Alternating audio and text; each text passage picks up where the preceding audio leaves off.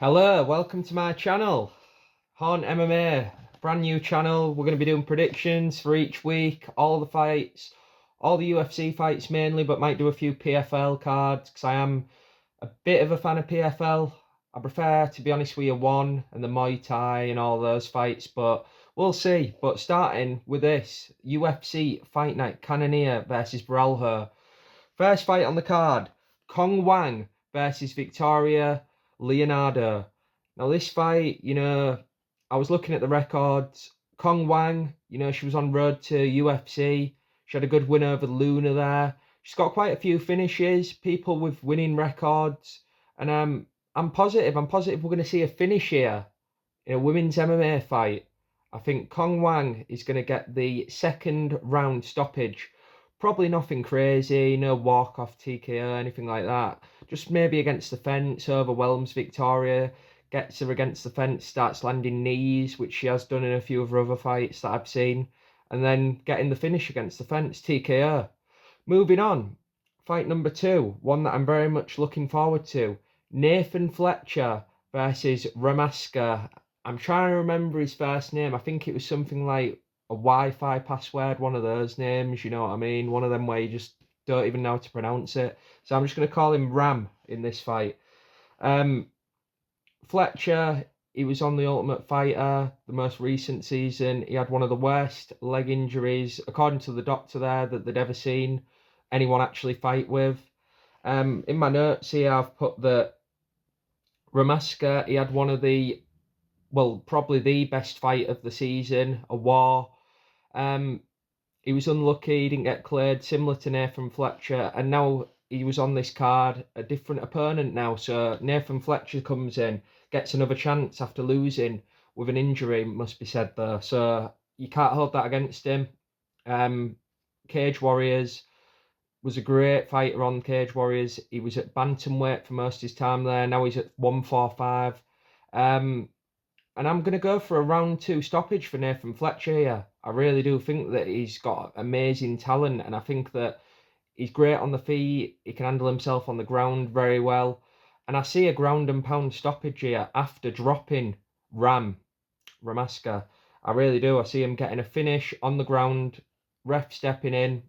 Nathan Fletcher starts his UFC career 1-0 after a very, very unfortunate event on The Ultimate Fighter of not getting to fight clear with no injuries. So I'm looking forward to that one. Moving on. Josiane Nunes versus Jacqueline Cavalcanti. Now Cavalcanti. Sorry about that. I think Cavalcanti is probably going to outpoint Nunes here. She just has more reach, range. She has a lot more ways to win the fight, and she has a big advantage on the feet. I think she's just going to pick at range. I don't think it's going to be any crazy war. I think it might be one of the most boring fights on the card, to be quite honest with you, unsurprisingly. And I can just see Cavalcanti getting that decision, using her reach, kicks, leg kicks at range, possibly a few body kicks, teeps. She's rangy, 5'8", I believe, which is very big for the division. And I can't see any other outcome but a decision for Cavalcanti. Thank God for that. Moving on to fight 4. One of my favourite guys, Slava Claus. Vladislav Borralho versus James Lontop, who is Canadian, surprisingly. I think that Slava Claus, after 2 bad results, especially the most recent one against Chase Hooper, is going to come out angrier. He's going to want a finish. And I really do see a performance of the night coming for Slava Claus. Round 1. I think he's going to come out. He's going to run at this guy. It's going to be unbelievable. He's going to be, what the hell's happening here? What's this guy coming at me with? And then all of a sudden, I think he's going to land loads of crazy shots. He's going to land maybe a head kick. Everything that you see Slava Claus do at his best. I think it's going to be one of those one and done, 1 round demolition job and a performance of the night bonus for Slava Claus. I haven't got much to say about this fight. James Lontop, he's not too experienced, not fought many high-level guys, and he's Canadian. So, he's going to lose. Moving on. Fight 5. Jose Medina versus Zach Reese. Now, I've got a few notes on this. One of them, one of the most important ones, is Reese does have a defeat against Brundage. Now I know my phone died during this, so I'm gonna have to continue to fight 5 now. Edit was not intentional. Jose Medina versus Zachary Reese. This is the 5th fight on the card. Also, one of the fights that could have easily been put on the contender series, to be honest with you. Both from a low level. I've got in bold letters here that Reese did in fact lose in the past to Cody Brundage. But Jose Medina might be even worse. He's lost some bums, quite frankly, in the past. He's got no wins of note, and he's just not a good fighter. But I do think Zachary Reese will take this one. I think he'll win by decision. I think it'll be a very, very boring fight. Much like the Nunes fight previously on the card, I think it'll be up there as the boring fight of the night. I think it'll be one of those where you go get a drink, maybe go have something to eat and then come back and then watch maybe the next fight, or maybe just wait to the main card because the next fight ain't too good either, which we'll get onto. But yeah, decision. He's got better striking and he's also younger, and I think he'll get this one. Moving on, fight number 6. Speaking of bad fighters, Denis Buzukja versus Francis Marshall. Ooh, that's an interesting one. Marshall is undefeated, close fight in his last one against Gomez, and he had also a very, very good on the regional scene. He fought some good fighters, winning records. He fought 2 unbeaten fighters when I was looking earlier, and he also is quite, I wouldn't say slick, but he's a technical striker. He likes to throw shots regularly. He likes to get active, and I think he could win this fight because Marshall, compared to Buzukja, is actually a fighter. So I'm going to go with him also, back-to-back decisions here. These are the 2 fights, if you want to go, maybe do something else. They're the fights I would go for if you want a break, if you want to get a bit of your laundry done, anything. But also, this is my underdog pick of the card. This is the one that I think, if anyone wants to make a bit of money, I think you should go for this one, because Buzukja, he's faced some good top-level fighters, but as I've said, no notable wins, no talent as such. He's just kind of one of them guys, a bit like the heavyweights. You just put him on the Apex card and you get him maybe just under the high end of the main card, just underneath that end of the prelims. One of those that they know people will be getting ready to stock up before the main card. So yeah, I'm going to go with Francis Marshall for the win in a boring fight. Fight number 7, Edmund Shabazian versus good old GM3. Gerald Meerschaert,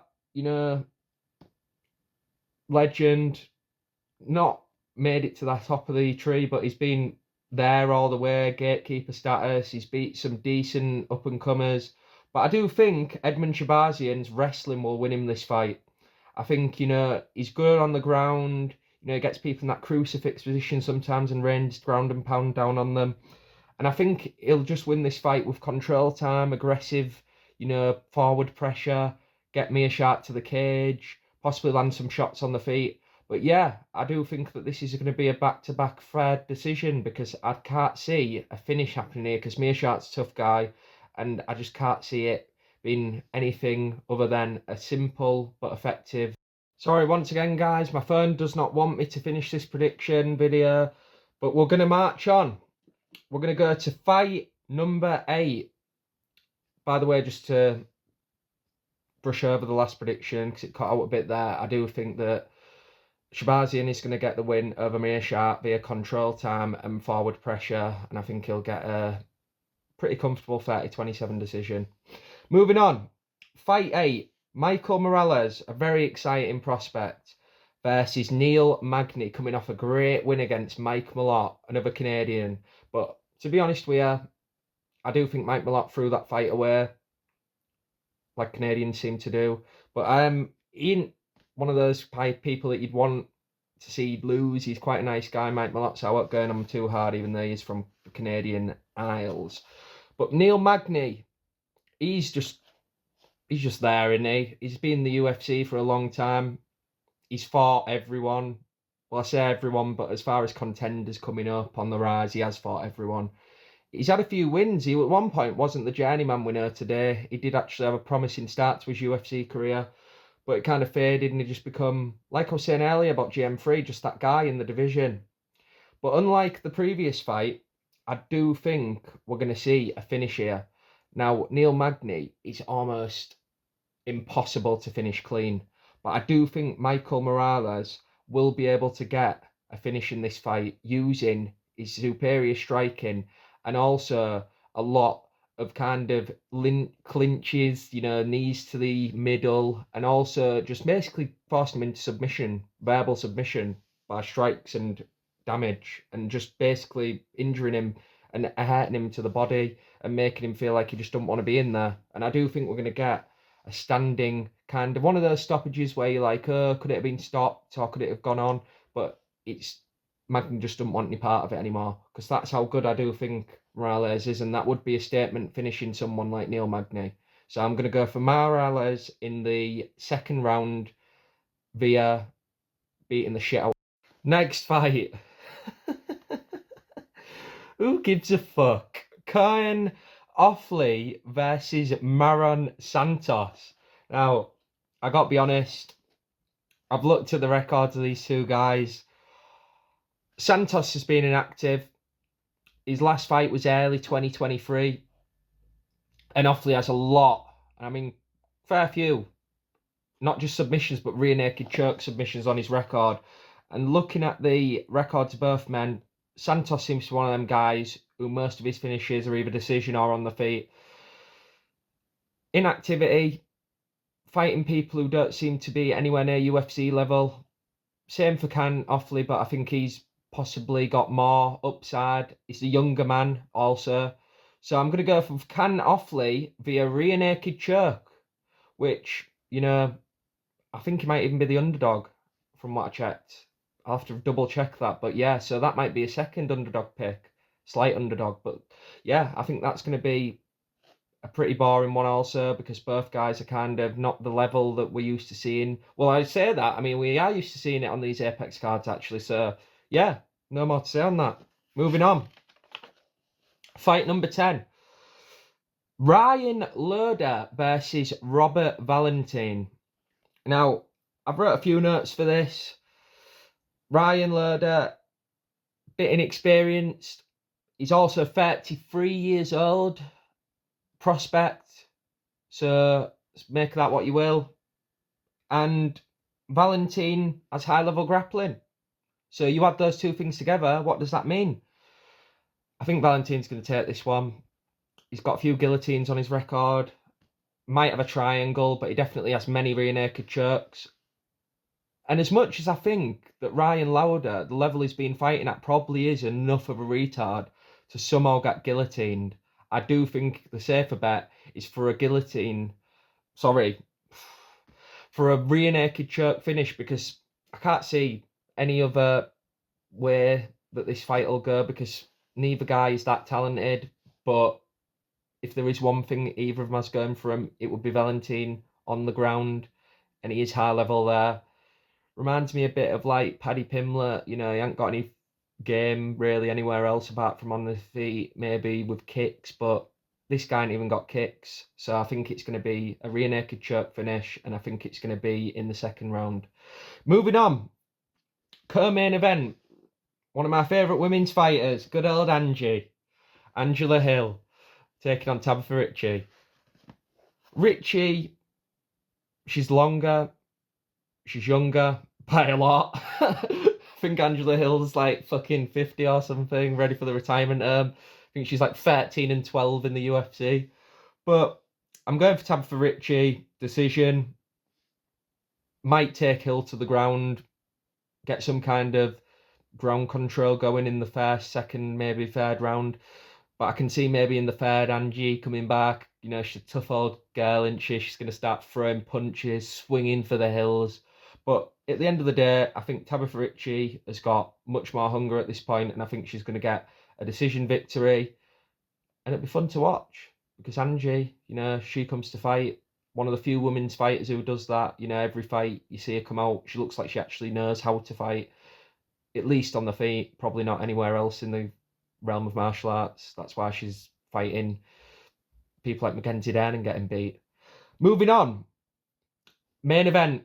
Now I've got a bit of a longer breakdown for this. If you check out my Tapology, Horn MMA 13, I do my posts on there mainly, and you'll see that I have said this fight, I think it'll be similar to the Pyfer Manson fight from earlier this year, one of my favourite main events. Kaya will be putting on the pace, much like Hermanson did to Pyfer, and I do believe that he's going to get Cannonier hurt, and it's going to be with a body shot, and I think it'll be maybe late onto the fight, 4th round, and then he'll get him to the fence and finish him there for the standing TKO. Borralho round 4 TKO on the feet.